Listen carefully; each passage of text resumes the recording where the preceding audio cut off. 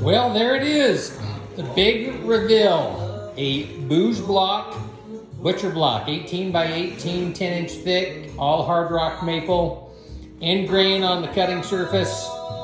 So pretty though, I'm not sure I'm gonna cut on it, at least not right away. I'll probably use this piece of acacia wood or just one of these Epicurean composite boards.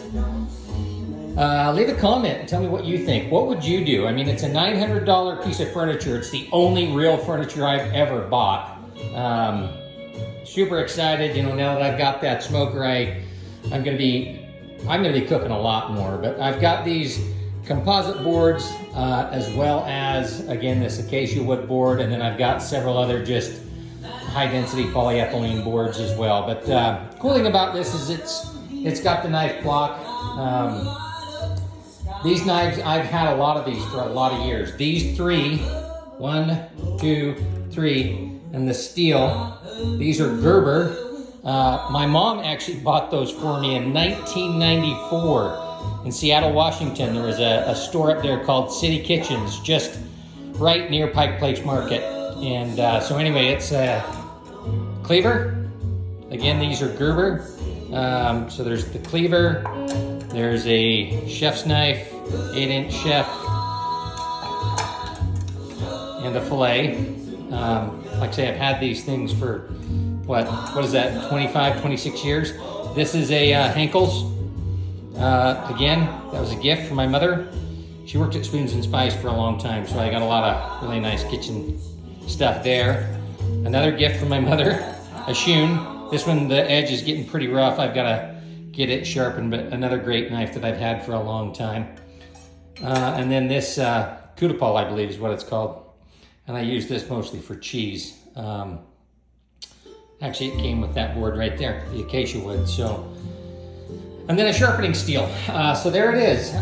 Booze block, butcher block, hard rock maple, end grain, cutting surface. Hard rock maple legs as well. Had to hammer those in, got my rubber mallet and pounded those things in. It's heavy. I think this thing total weighs, I want to say it said it was 113 pounds, and I'll bet it's real close to that. But what do you guys think? Would you cut on that thing? I did buy butcher block conditioner and mineral oil and butcher block cleaner. I've watched a ton of videos on how to keep it clean and sanitized even when you're cutting raw meat. But I don't know. I'm like, do I really want to cut and mar the surface up on this thing? Or should I just use a board on top of it? I'm sure at least in the beginning I'll use a board on top of it. I may get to a point that I'll say, you know what? Go ahead and cut on it, and I guess if worse comes to worse, you can resurface it. I've got a lot of tools out there, planers and portable planers and sanders and all those things. But I'm pretty stoked. I mean, it's crazy how expensive something like that is, but it's you know, made in America. Company's been around, I believe, since 1887. The way I look at it, it's an heirloom piece of furniture. You know, I'm hoping that one of my kids one day will want it, and it'll still be in good shape. I intend to keep it pretty well oiled between mineral oil and then the butcher block conditioner. That thing, I'll probably take that knife rack, those lag bolts just come right out. I had to put it on. I intend I'll probably oil that thing at least once a week.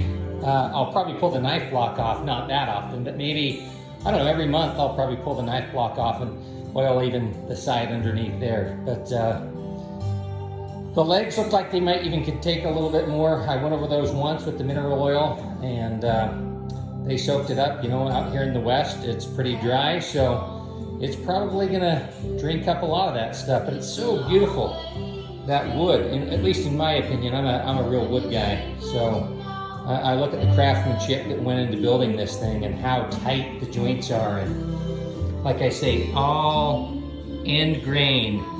So, you know, that's where it's the hardest. So if I do end up cutting on this, it should take quite a bit of, I won't say abuse, but use before I would ever have to resurface the top. But This old acacia wood board, I've used that a lot. And then like I say, the composite boards, I use those a lot.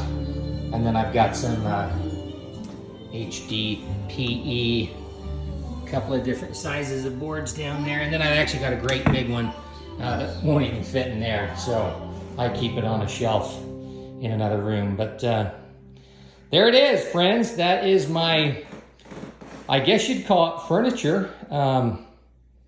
It certainly cost as much as any good piece of furniture, and quality built. I think it's gonna last a long time. So pretty long video just to show a butcher block with a knife holder, but I'm super stoked. Like I say, that outdoor kitchen, you know, there's the pizza oven and the barbecue box on that one, and then of course the smoker there, and then the Dutch oven tables, which I tend to do a lot more cooking outside in the fall, so I'll be cooking a lot, and I can just see having a really cool cutting board, butcher block like this to do a lot of prep. Not to mention, I just don't have a lot of space in this kitchen. You know, my counter space is that and that.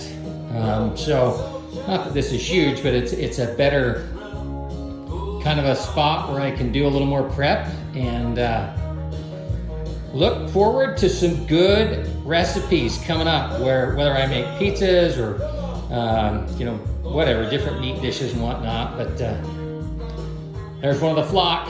That would be Daisy. She's checking it out like, what you got in there, dude?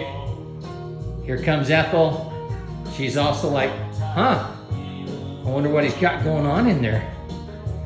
Just hope you never end up on it. Anyway, leave me a comment. Let me know, what would you guys do? Would you cut on that thing, or would you run a cutting board on top of it? So anyway, hope everybody has a great day.